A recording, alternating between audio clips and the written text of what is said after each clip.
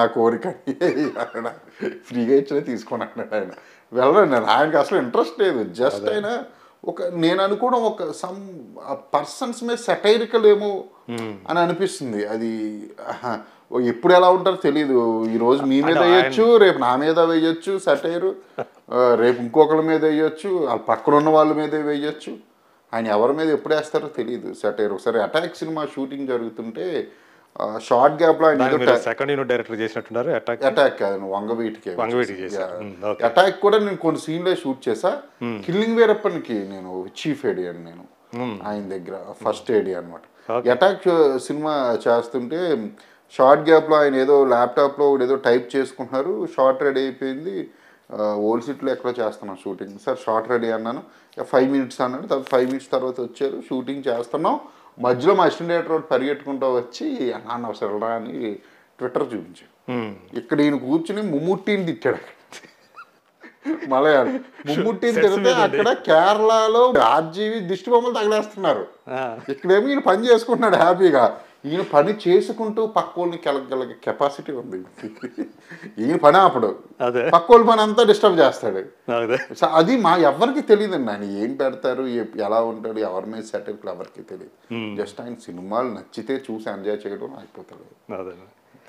అంటే ఎవరికి అంటే ఎందుకు గురువు గారు వేరే వాళ్ళ దాంట్లో ఏలు పెడతారు, ఎందుకని ఎవరు అసలు చెప్పగలిగే వాళ్ళు ఎవరు లేరు. అవసరం ఆయన చెప్తే ఉండు, ఆయన విండగా చెప్పాల్సిన పరిస్థితి కూడా లేదు. ఆయన ఇష్టం అది. మనకేం తెలీదు. ఆయన వ్యక్తీకరించుకుని ఆయన పక్కనే నేనున్నా. ఆయన పెట్టే ట్వీట్ ప్రపంచం అంతా ఎప్పుడు చూసినా నేను కూడా అప్పుడే చూడాలి. ఆయన ఏమి అడిగి పెట్టడు. ఆయన ఇండివిజువాలిటీ ఉన్న ఒక పర్సన్ ఆయన ఆర్జీవి. ఆయన సెపరేట్. ఇప్పుడు ఆయన వోడ్కా ప్రియుడు కదా, ఈ వోడ్కా ప్రియుడు ఆయన శిష్యులతో పాటు కలిసి కూడా తీసుకుంటాడా లేకపోతే మాట్లాడదు. అలా సిగరెట్ కాలుస్తూ మేము ఎప్పుడన్నా ఆయన వస్తున్నారని టక్కన లేగిస్తే తిట్టాడు ఒకసారి ఆ టైంలో. కిల్లింగ్ ఎప్పుడన్నా ఎందుకు లేచో కూర్చోండి, నువ్వు పని చేసినందుకు ఇస్తాను శాలరీ కానీ ఏదో కూడా సిగరెట్లు కాల్చుకుంటాం మేము. ఓకే, కాల్చుకుంటాం అన్నీ అసలే చాలు. అంటే మీరు కూడా ఆయనతో షేర్ చేసుకున్నారు అంటే నాకు డ్రింక్ అలవాట్లేదు. ఓకే, నాకు డ్రింక్ అలవాట్లేదు. నేను స్మోకర్, అంటే జస్ట్ స్మోక్ చేస్తాను అంతే. ఆయన కూర్చొని పక్కన మేము అన్ని కాల్చుకుంటాం. ఇలాంటి వేరే అంటే మన పిల్లల దగ్గర మన శిష్యుల దగ్గర అంత చనువు ఇవ్వకూడదు ఈ టైపు అయితే మనిషి కాదు. ఆ టైప్ మెంటాలిటీ కాదు కదా. అంత వేరే అసలు. మళ్ళీ రారు అంత ముందు లేదు, ఆ తర్వాత ఉండరండి. ఒక్కొక్క పర్సన్ ఎవరికి ఉండాల్సింది వాళ్ళకి ఉంటుంది. వాళ్ళు సపరేట్ అంతే. ఆర్జీ కానీ అతను మళ్ళీ పుట్టకపోవచ్చు. ఆయన చచ్చాక తెలుస్తుంది ఆయన విలువ. అంటే అనకూడదు కానీ అంటే ఆయన అంత ఇంపాక్ట్ అవతల వైపు జనాల మీద చూపించిన ఒక పర్సన్ ఆర్జీవి. అదే ఆయన ధోరణి కూడా చావంటే నాకేం భయం లేదు అన్నట్టే ఉంటది కదా. అంటే దానికి దేనికి భయపడ్డండి ఆయన.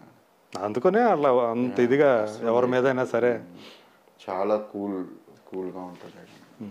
మీరు అభిమానించే వ్యక్తుల్ని ఆయన గనక తిడుతుంటే లేకపోతే ట్రోల్ చేస్తుంటే ట్విట్టర్లో మీకు బాధ ఎప్పుడన్నా కలుగుతుందా? నేను అంటే నాకు ఆయన గురించి తెలుసు కాబట్టి ఆర్జీవి గురించి పెద్ద బాధపడను. ఆయన అంటే ఇంటెన్షనల్గా అంటే లోపల ఏదో పెట్టేసుకుని చేయడు. ఓకే, ఆ టైప్ ఏమీ ఉండదు ఆయన దగ్గర పెద్ద. పైగా నేను అభిమానించే వ్యక్తులను కూడా ఆయన ఎప్పుడు తిట్టలేదు. అవునా? అయితే ఓకేనా. సో ఆయన నుంచి మీరు ఒక డైరెక్టర్గా కానీ లేదా ఒక వ్యక్తిగా కానీ నేర్చుకున్నటువంటి విషయాలు ఏంటి?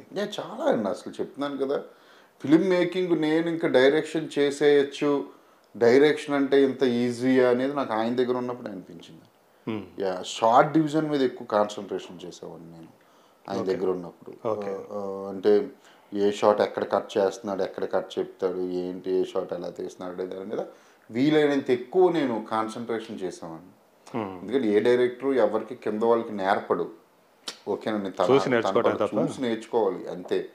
అది నేను ఆ షార్ట్ డివిజన్ బాగుంటుంది, ఎడిట్ కట్ బాగుంటుంది మా బాస్ది.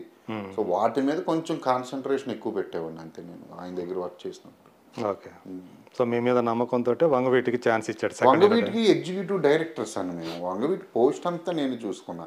అంటే ఆయన సెట్టికి రాకుండా ఆయన మంజు అని ఒక అతను, మంజు, అవును, ఇంకొక పేరు అగస్త్య మంజు అంటారు. అవును. ఇప్పుడు చాలా సినిమాలు ఆర్జీవి దగ్గర తనే నా బెస్ట్ ఫ్రెండ్ అతను ఇప్పటికి. ఇంకా పేర్లు ఉన్నాయి, బాంబాయి సిద్ధు అనే ఒక పర్సన్కి, ఇంకా అప్పట్లో పేర్లు మర్చిపోయాను. అలా కొంతమందికి ఎపిసోడ్లు పంచాడు అనమాట. ఓకే, పంచాడు అలా. అట్లాగే ఆయనలాగా కూడా కొంచెం బోల్డ్గా ఉండే తత్వం ఉందా మీకు? అంటే అది మీరు నా సినిమాలు చూసి చెప్పాలి. అది కూడా RX 100 వచ్చింది, అది ఇండియా అంతా మాట్లాడుకునే సినిమా అయింది. ఈరోజు మంగళవారం నడుస్తుంది. దీని గురించి అసలు ఇండస్ట్రీ అంతా ఇదొక, ఎందుకంటే మేకింగ్ వైజ్గా కూడా అసలు ఇదొక సౌండ్ వైజ్గా కానివ్వండి మాస్టర్ పీస్ అంటున్నారు. మరి అది ఏమవుతుందో ఫ్యూచర్ తెలియాలి. అంటే సినిమా రోజులు గడిచే కొద్ది దాని గురించి తెలుస్తుంది కదా. సో ఈ రోజు ఇంకా 3వ రోజే కాబట్టి నిన్న వరల్డ్ కప్, సో దానివల్ల కొంచెం కలెక్షన్లు అవి తగ్గినాయి. ఆబ్వియస్లీ తగ్గుతాయి. నేనే వెళ్ళను ఈ సినిమాకి. సో ఇంక చూడాలి. 5-6 కోట్ల మంది టీవీ దగ్గర కూర్చున్నారు కదా. 5-6 కోట్ల టీవీలు, ఫోన్లు కానీ దాని ముందు ఒక్కొక్క టీవీ ముందు 100 మంది కూర్చొని ఉండొచ్చు. అది సో అది ఉంది కాబట్టి చూడాలి ఎంతవరకు ఆడియన్స్ తీసుకెళ్తారు. అదే అంటే మీరు అనుకున్న స్క్రిప్ట్ ఏదైతే దాన్ని అసలు ఏమాత్రం మార్చడానికి ఒప్పుకోరని, అవతల వాళ్ళ హీరోలు మార్చమన్నా మీరు తగ్గరని నాకు ఇప్పటిదాకా ఎవరు చెప్పలేదండి స్క్రిప్ట్ మార్చమని. బయట మీరు అనేవన్నీ అబద్ధాలు. నేను కన్విన్స్ చేసుకుంటా, మార్చుకుంటా. మార్చుకోవడం అంటే స్క్రిప్ట్లు మార్చేయడం అని కాదు. వాళ్ళకి ఇప్పుడు మీకు ఒక డౌట్ ఉంటే అడిగితే ఆ డౌట్ని నేను 2 రకాలు ఉంటాయి. ఒకటి ఆ డౌట్ని తీర్చాలి, డౌట్ని తీర్చలేకపోతే నేను మార్చుకోవాలి దాన్ని.